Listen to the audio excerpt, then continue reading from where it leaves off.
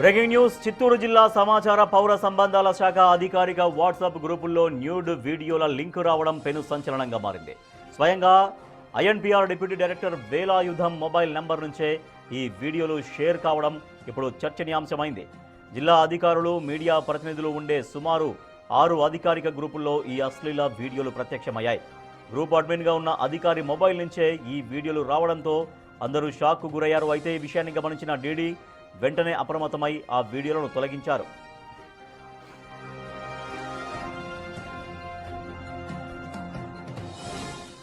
ఈ వ్యవహారంపై స్పందించిన డీడీ వేలాయుధం తన మొబైల్ హ్యాక్ అయిందని, తన ప్రమేయం లేకుండానే ఈ వీడియోలు గ్రూపుల్లో పోస్ట్ అయ్యాయని వివరణ ఇచ్చారు.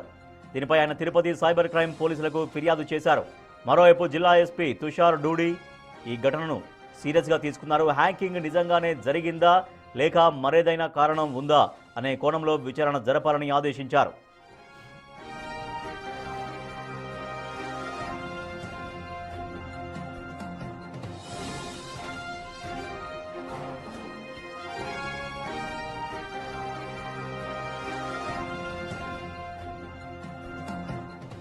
చిత్తూరు జిల్లా సమాచార పౌర సంబంధాల శాఖ అధికారిక వాట్సాప్ గ్రూపుల్లో న్యూడ్ వీడియోల లింకు రావడం పెను సంచలనంగా మారింది. స్వయంగా INPR deputy director Velayudham mobile number నుంచే ఈ వీడియోలు షేర్ అయ్యాయి. ఏకంగా ఆయన నెంబర్ నుంచే వీడియోలు షేర్ కావడం చర్చనీయాంశంగా మారింది. జిల్లా అధికారులు ఉంటారు, దాంట్లో మీడియా ప్రతినిధులు ఉంటారు ఆ గ్రూప్లో. సుమారు 6 అధికారిక గ్రూపుల్లో దాంట్లో ఆఫీసర్స్ ఉంటారు, తర్వాత మీడియాకు సంబంధించిన ప్రతినిధులు ఉంటారు.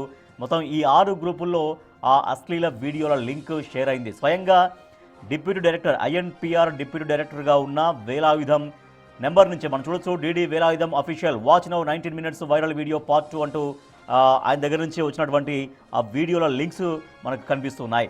అధికారికంగా ఉన్నటువంటి 6 గ్రూపుల్లో ఈ అశ్లీల వీడియోలు ప్రత్యక్షమయ్యాయి. గ్రూపు అడ్మిన్గా ఉన్న అధికారి మొబైల్ నుంచే ఈ వీడియోలు రావడంతో అందరూ షాక్ అయ్యారు. దీన్ని వెంటనే ఆయన గుర్తించారు. గుర్తించిన తర్వాత ఇది తను పంపించింది కాదు, తన ఫోన్ ఎవరో హ్యాక్ చేశారు, తన ఫోన్ హ్యాక్ అయింది కాబట్టి తనకు తెలియకుండానే తన పేరుతో ఈ వీడియోలు వచ్చాయంటూ సైబర్ క్రైమ్ పోలీసుల్ని ఆశ్రయించారు DD Velayudham, deputy director Velayudham. మరింత సమాచారాన్ని మా ప్రతినిధి దామోదర్ అందిస్తారు. దామోదర్, మనం చూస్తున్నాం ఐఎన్పిఆర్ డైరెక్టర్, డిప్యూటీ డైరెక్టర్ నుంచే వచ్చినటువంటి మెసేజ్లు, ఆ లింక్స్ అవన్నీ. బట్ అది నా ఫోన్ హ్యాక్ అయింది, నేను ఆ వీడియోలు పోస్ట్ చేయలేదని ఆయన చెప్తున్నారు. దీనిపైన పోలీసులు ఎట్లా ఎంక్వైరీ చేయబోతున్నారు? రాజేష్, నిన్న సాయంత్రం 6 గంటల సమయంలో ఏదైతే చిత్తూరు డిప్యూటీ డైరెక్టర్ సమాచార శాఖకు సంబంధించిన వేలాయుధం ఫోన్ నుంచి ఒక్కసారిగా అధికారిక గ్రూపుల్లోకి ఒక లింకు రావడము, ఆ లింకుతో పాటు కొన్ని వీడియోలు, ఫొటోస్ కూడా రావడం జరిగింది. దీంతో వెంటనే విషయాన్ని గుర్తించిన చాలామంది అతని దృష్టికి విషయం తీసుకెళ్లడంతో వెంటనే మరో అడ్మిన్గా ఉన్న నాగేశ్వరరావు అతను కూడా సమాచార శాఖలో అధికారి, ఆయన వెంటనే డిలీట్ చేశాడు. మొత్తం మీద ఈ వ్యవహారంతో అది చర్చనీయాంశంగా మారింది. అయితే ఒక 6 గ్రూపుల్లో ఏదైతే సమాచార శాఖ నిర్వహిస్తున్న 6 గ్రూపులకు ఈయన అడ్మిన్గా ఉంటాడు. ఏదైతే ప్రభుత్వం తరఫున వచ్చే ప్రతి సమాచారాన్ని ఆయన అందులో పోస్ట్ చేస్తుంటాడు. ఈ నేపథ్యంలో అతను వెంటనే అలర్ట్ అయ్యాడు. ఈ విషయాన్ని వెంటనే ఉన్నతాధికారులకు తెలియజేశాడు.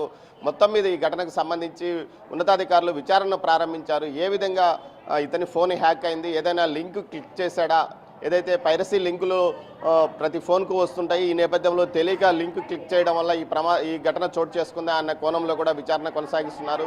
దీంతోపాటు తిరుపతిలో అతను నివాసం ఉంటాడు కాబట్టి తిరుపతిలోనే సైబర్ క్రైమ్ పోలీసులకు ఫిర్యాదు చేశాడు. దీంతో సైబర్ క్రైమ్ పోలీసులు ఓవైపు విచారణ చేస్తున్నారు, మరోవైపు చిత్తూరు ఎస్పీ తుషార్ డూడి కూడా దీనిపైన విచారణ కొనసాగించాలని ఆదేశించాడు. అసలు ఏ విధంగా అతని ఫోన్ హ్యాక్ అయింది, ఎందుకు ఈ విధంగా ఏదైతే సెక్స్ వీడియోలు ఈ విధంగా అప్లోడ్ అయ్యాయి అన్న విషయం మీదనే విచారణ కొనసాగుతుంది.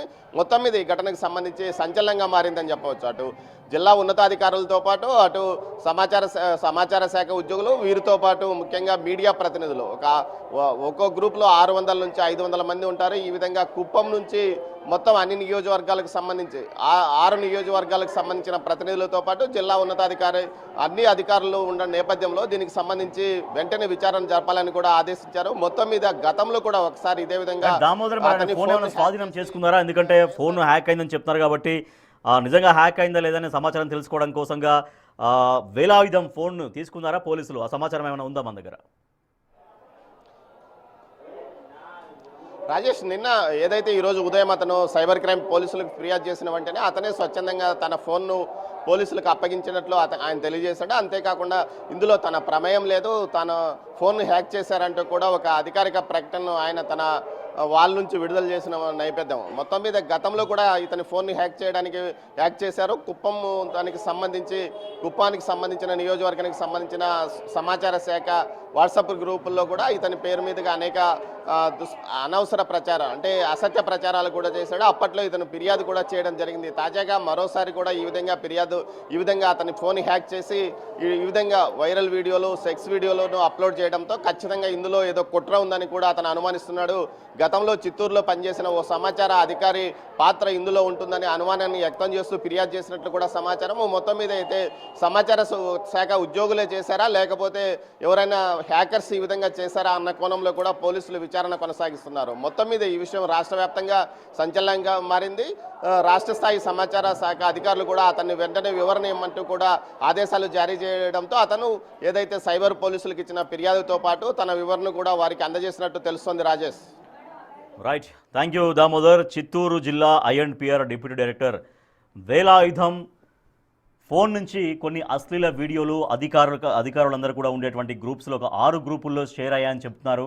సో దీంతో ఒక్కసారిగా అందరూ అవాక్కయ్యారు. సో ఆ వేలాయుధం తన ఫోన్ హ్యాక్ అయింది, అది తను పంపించినటువంటి వీడియోలు కాదు, తను పంపించినటువంటి లింక్స్ కాదు, నా ఫోన్ హ్యాక్ అయింది అంటూ పోలీసుల్ని ఆశ్రయించారు.